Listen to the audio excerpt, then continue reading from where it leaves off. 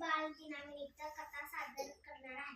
आजच्या या इंटरनेटच्या जमान्यात मुलांना विचारले की आपल्या मुख्य 3 गरजा कोणत्या, याचे उत्तर आजकालची मुले एक व्हॉट्सअप, 2 फेसबुक, 3 इंस्टाग्राम म्हणतात.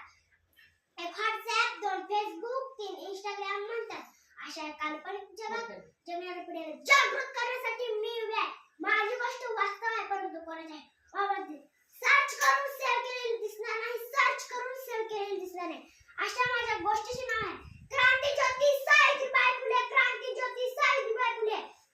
ज्ञान नाही, विद्या नाही, ती घेण्याची गोडी नाही. बुद्धी असून चालत नाही, तयास मानव म्हणावे का?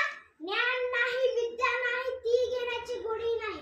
बुद्धी असून चालत नाही, तयास मानव म्हणावे का? ओळखलं का? म्या सावित्री ज्योतिराव फुले. सावित्री ज्योतिराव फुले. सातारा जिल्ह्यातील खंडाळा तालुक्यातील खंडोजी नवसे पाटलांची मी कन्या. अवघ्या ते 9व्या वर्षी ज्योतिराव नावाच्या माणसाशी माझं लगीन झालं आणि मला हळूहळू कळलं की ज्या माणसाशी माझं लगीन झालं तो साधा सुद्धा माणूस नाही, तर या जगाला ऊर्जा देणारे क्रांती सूर्यच. त्या काळी बायकांना उमरा ओलांडण्याची पद्धत नव्हती. बायच्या जातीनं कसं आपण बरं, आपली माणसं बरं आणि आपली चूल भली. स्त्री पुरुष उच्च नीच असा लय भेदभाव होता. त्या सर्वांवर एकच उपाय होता, ते म्हणजे शिक्षण. शिक्षणाचा ध्यास एकच खूण ज्योतिरावच्या डोक्यात होता. असंच एकदा ज्योतिराव शिक्षणाचा प्रसार करीत असताना तेव्हा फरार नावाच्या ब्रिटिश मॅडम म्हणाल्या, मिस्टर फुले, तुम्हाला शिक्षणाचा प्रसार करायचा आहे ना? So educated woman fought because woman educated being whole house educated. पण तुम्ही womanला घराच्या बाहेर पडू देत नाही. So bad Mr. फुले. झालं की ते आले माझ्यापाशी पाटी पेन्सिल आणि मला म्हणाले की आजपासून मी तुला शिकवणार. झालं आजपासून माझा सुरू अभ्यास. काना मात्रा वेलांटी उकार बेकिवे बेदिमचार बेत्रिसा आणि सारं लिहायला शिकले, वाचायला शिकले आणि मी काव्य सुद्धा रचू लागले.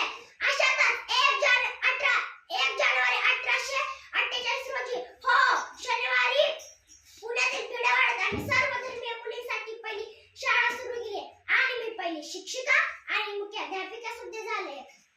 शेळपाट्यासारखा जगला तर काम तमाम होईल, पण जर वाघासारखा जगला तर काम होईल. शाळेत जाताना शेण फेकलं, दगड फेकलं, शिव्या थुंकलं, तरी मी सर्व सहन केलं. त्याला कदाचित माहित नसावं की सावित्री ज्योतिराव पहिलवानाची पत्नी आहे. आणि अचानक एक धटिंगण माझ्या समोर आला आणि मला म्हणाला, एकटवळे कुठं निघालीस? आधी आमच्या पुरीबाईंना शिकवणं बंद कर. तुला तुझी आबरू प्यारी आहे का ते शिक्षण?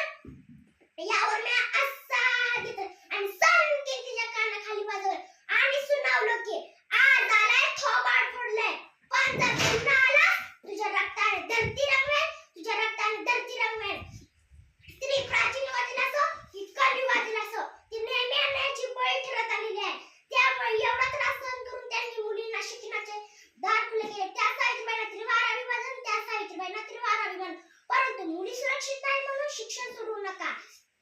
सावित्रीबाईंनी समाजकंटकाशी जसे 4 हात केले तसे तुम्ही पण कराठी युद्ध शिकून नराधमांना त्यांची जागा दाखवा. त्या अगोदर मला प्रत्येक मातेला सांगायचे की आपल्या मुलींना अंगभर कपडे घालायला लावा, स्वयंपाक शिकवा, परंतु आपली संस्कृती सोडू नका. माझ्या गोष्टीचा बोध आहे, हाती घेतलेली चांगली कामे कधी सोडू नका. समाज काय म्हणेल याचा